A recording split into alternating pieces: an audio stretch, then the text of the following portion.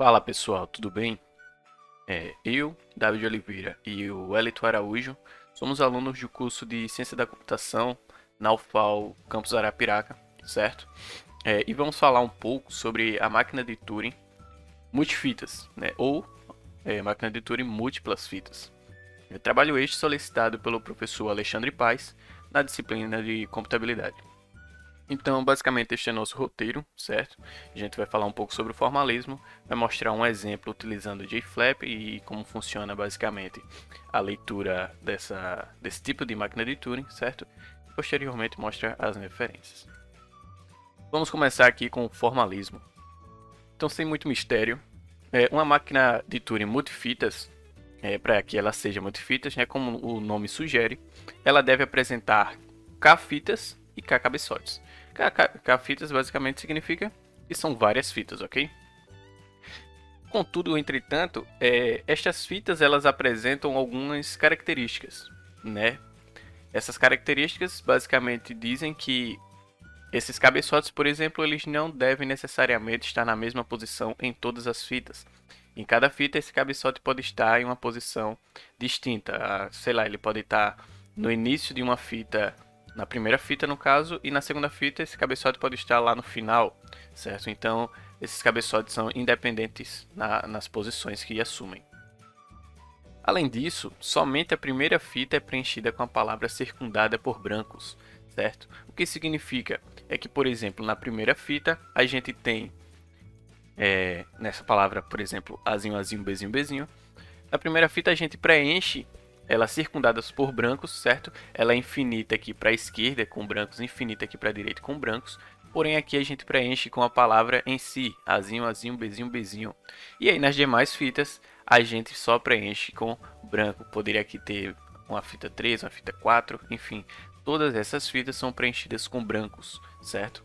Até que haja de fato a validação da palavra percorrendo cada uma, que será exemplificada posteriormente pelo Wellington. Além disso, né, se é uma máquina de Turing multifitas, significa dizer que ela é uma máquina de Turing padrão. O que isso significa basicamente? É que, por exemplo, a gente tem essas duas fitas aqui, certo? E se ela é multifitas, né, se ela apresenta essas multifitas e, de fato, ela é validada, se no caso essa palavra aqui for válida, ocorrer tudo bem, então significa dizer que também ela vai funcionar numa máquina de Turing padrão. Mas de que maneira isso ocorre, né? Como ela consegue transformar uma máquina de Turing multifitas numa máquina de Turing padrão? Então, vamos usar esse exemplo mesmo aqui. Perceba que a gente tem aqui duas fitas, certo? E a gente teria que fazer o que? Primeiro, a gente pegaria essa primeira fita aqui, colocaria separada, e aí separaríamos essas duas numa única fita aqui por hashtags. Então, digamos, a gente teria bezão, azinho, azinho, bezinho, bezinho, bezão, hashtag branco, branco, branco, branco, branco, branco. Basicamente, a gente teria isso aqui, separado, né, por hashtag. A gente tem esse exemplo aqui, basicamente são duas fitas, certo? Bezão, azinho, bezinho, czinho, bezão, separado por uma hashtag, bezão, xzinho, yzinho, zzinho e bezão. Então o que acontece? Isso daqui são duas fitas, certo? Multifitas, contudo, está em apenas uma fita separada por hashtag, certo? Para simular uma máquina de Turing padrão. A gente tem aqui bezão, azinho com acento circunflexo, bezinho, czinho, bezão, hashtag bezão, xzinho, yzinho, zzinho acentuado com circunflexo e bezão. Isso significa o quê? Que na máquina de Turing multifitas, o cabeçote se posicionava nessa posição e na segunda fita se posicionava nessa posição aqui. Então o que a gente vai fazer é que na leitura dessa máquina de Turing padrão aqui, certo? Porque agora ela deixou de ser multifitas e tem uma única fita aqui, ele vai fazer a leitura dessa letra, digamos assim, certo? E aí ele vai, por exemplo, ler azinho e substitua por x e vai para o próximo, vai para a direita. Da mesma forma ele vai chegar aqui. Depois que ele fizer esse procedimento, aí ele vai para a próxima fita, que ele vai saber que é depois da hashtag, e aí ele vai procurar por um símbolo acentuado. Quando chegar nesse símbolo acentuado, ele vai executar lá a regra, né, para ele. No caso pode ser leia Z, substitua por C e vá para a esquerda, certo? E aí, significa dizer que também que ele também é válido, né, na máquina de Turing padrão. Então é basicamente isso aqui. Então, pessoal, basicamente o formalismo na teoria é isso.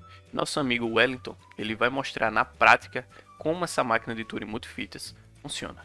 Então é isso aí, pessoal. Meu nome é Wellington e vamos mostrar aqui um pouquinho na prática, dando continuidade, dando alguns exemplos práticos do que o nosso colega Darwin acabou de falar, a parte da definição formal de máquina de Turing multifitas. O aspecto geral da máquina de Turing multifitas será basicamente esse aqui. Vou mostrar os pormenores diretamente no JFlap, tendo essa palavra como exemplo de entrada, atendendo uma restrição básica que também eu irei mostrar aqui para vocês. Então vamos para o JFlap e aí a gente consegue mastigar melhor as informações contidas nessa máquina. Então é isso, pessoal, já estou aqui com o JFlap aberto e com a máquina de Turing, o variante no caso multifitas, né, para a gente apresentar aqui. E lembrando que o exemplo que a gente vai utilizar para execução será em cima dessa palavra A, B, A, B, B, que atende à seguinte condição, para a condição que a gente fala, a condição de aceitação, né? Que tem a mesma quantidade de A's e de B's, não importa a ordem, pode iniciar por B, por A, enfim, a restrição básica é que a mesma quantidade de aparições da letra A também seja a letra B, que faz parte do alfabeto de entrada dessa máquina. Então vamos lá, a gente vem aqui em Input, Step, e a gente vai colocar aqui A, B, A, B, B. A gente já sabe, pela condição que a gente acabou de mencionar, que é uma palavra que deve ser aceita, né? Porque ela tem a mesma quantidade de A's e de B's, são 3 A's e 3 B's no total.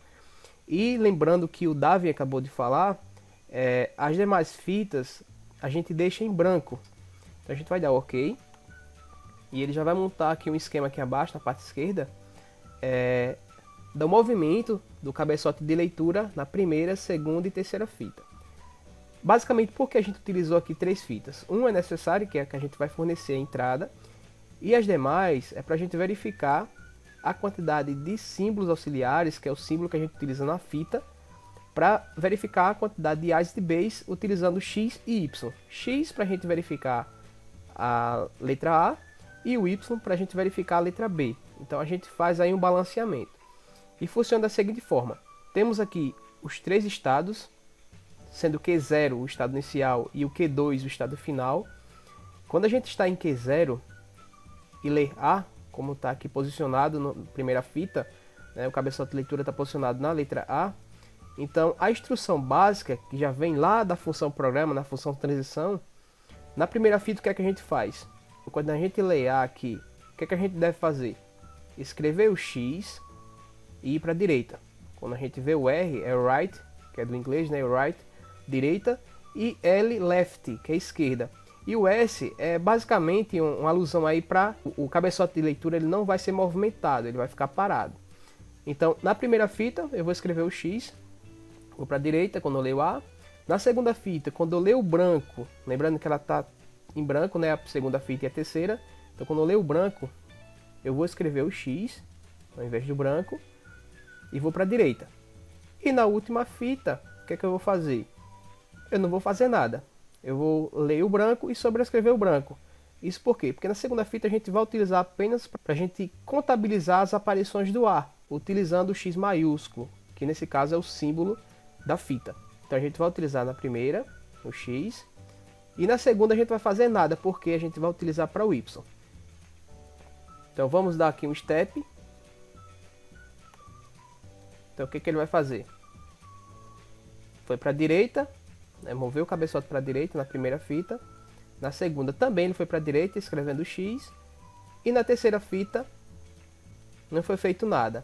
E continua ainda no estado Q0. A gente tem um loop aqui enquanto tiver a leitura de A e de B. Executando mais uma vez, a gente tem A ainda no cabeçote de leitura da primeira fita. Então a gente vai repetir as funções de transição, escrevendo X, indo para a direita na primeira fita, escrevendo X, indo para a direita na segunda fita e não fazendo nada na terceira fita. Continuando no estado Q0, que é o estado inicial. Repetindo mais uma vez, a gente tem agora aqui o B. Quando a gente tem o B, a gente vai para essa instrução de baixo. Nessa instrução, a gente vai fazer agora o seguinte. Quando a gente lê B, a gente vai escrever o Y na primeira fita, né? Só lembrando, esse primeiro campo é da primeira fita. Vamos para a direita. Na segunda fita, quando a gente lê o branco, vamos sobrescrever o branco, ou seja, não vamos fazer nada. E o cabeçote de leitura também vai ficar parado. Isso porque a terceira fita a gente está utilizando para contabilizar as aparições de B. Então por isso que na última fita, né, que é esse último campo, quando a gente lê o branco, iremos escrever o Y e ir para a direita. Então vamos executar. Então escreveu o Y, foi para a direita na primeira fita. Na segunda fita não foi feito nada. E na terceira fita, escreveu Y, foi para a direita. Agora nós temos mais um A na primeira fita, no cabeçote de leitura. Então vamos voltar aqui para a função programa, né? Dessa primeira instruçãozinha que está aqui acima. Quando a gente lê A, escreve X, vai para a direita na primeira fita. Lendo branco, escreve X, vai para a direita na segunda fita. E lendo branco, escreve o branco, né? Sobrescrevendo o branco e ficando parado na terceira fita. Então executamos. Lembrando que ainda a gente está em Q0, por quê? Porque enquanto a gente lê A e lê B, não iremos sair ainda do estado Q0, que é o estado inicial. Temos mais um B. No B a gente vai utilizar as funções programa daqui de baixo, né, dessa segunda instrução, que é a gente escrevendo o Y quando lê B, indo para a direita na primeira fita. Na segunda fita a gente vai ler o branco, sobrescrever o branco e ficar parado.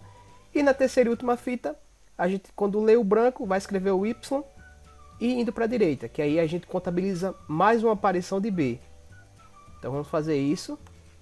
E mais uma vez vamos repetir, porque a gente tem mais uma leitura de B. Nesse momento, a gente tem posicionado aqui ó, o branco no cabeçote de leitura para cada uma das fitas. Então a gente já vai usar novas funções programas. E inclusive a gente vai para um novo estado. Isso porque está aqui definido. Ó. Quando a gente lê o branco na primeira fita, sobrescrevemos o branco, ficamos parados. Isso na primeira. Na segunda, iremos sobrescrever o branco e ir para a esquerda. E na terceira também sobrescrever o branco e ir para a esquerda. Ou seja, a gente só vai ficar parado na primeira fita e as demais a gente agora vai para a esquerda. E, consequentemente, vamos para o estado Q1. Executamos. Pronto, agora a gente está no estado Q1. No estado Q1, enquanto a gente lê o branco na primeira fita, a gente só vai sobrescrever, ou seja, a gente não vai fazer nada com relação à escrita nessa fita. E vamos sempre deixar o cabeçote de leitura parado. As manipulações ocorrerão apenas na segunda e na terceira fita. De que forma? Quando a gente lê o X na segunda fita, vai escrever o branco e vai para a esquerda. E na terceira fita vamos ler o Y, escrever o branco e ir para a esquerda. Então, tanto para X quanto para Y, nas leituras respectivamente de segunda e terceira fita, vamos para a esquerda, mas antes vamos escrever o branco em cada uma delas. Então isso se repete. Mais uma vez, iremos repetir porque estamos na mesma situação. Mais uma vez. E chegamos ao caso em que temos o branco no cabeçote de leitura de cada uma das fitas. E por consequência temos novas funções programas que iremos utilizar. Sendo que quando a gente lê o branco, estando em Q1, só lembrando, a gente está no estado Q1. E no estado Q1, quando a gente lê o branco, na primeira fita, a gente vai sobrescrever, vai ficar parado, deixar o cabeçote de leitura parado. Na segunda fita, a mesma coisa. E na terceira fita, a mesma coisa. Então a gente não vai, basicamente, movimentar o cabeçote de leitura em nenhuma das fitas. E também a gente não vai escrever nada, a não ser o próprio branco. E nesse momento a gente vai para Q2. Vamos executar. E a palavra foi aceita. Eu vou utilizar aqui um outro exemplo, apenas para mostrar uma possível rejeição derivada dessa mesma palavra que a gente utilizou. Foi o A, B, A, B. Se a gente contabilizar aqui, nós temos 3 A's e 2 B's. Vamos executar aqui sem os pormenores, porque a gente já viu agora. Vamos dar OK. E vamos executar o passo a passo.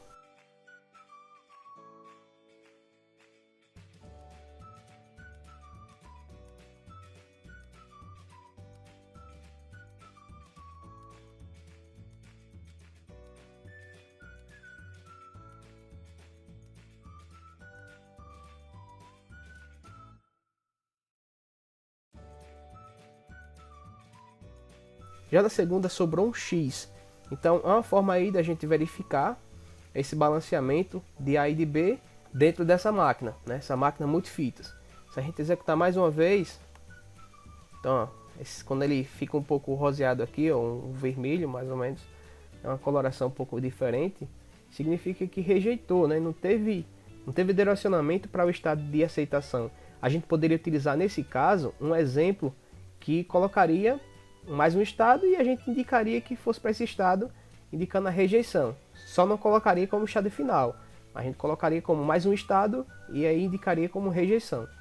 Então temos as nossas referências, por alguns vídeos e alguns materiais que nos auxiliaram nessa parte do entendimento, da compreensão mesmo do funcionamento dessa parte da máquina de leitura multifitas. Então quero agradecer mais uma oportunidade e aquele abraço.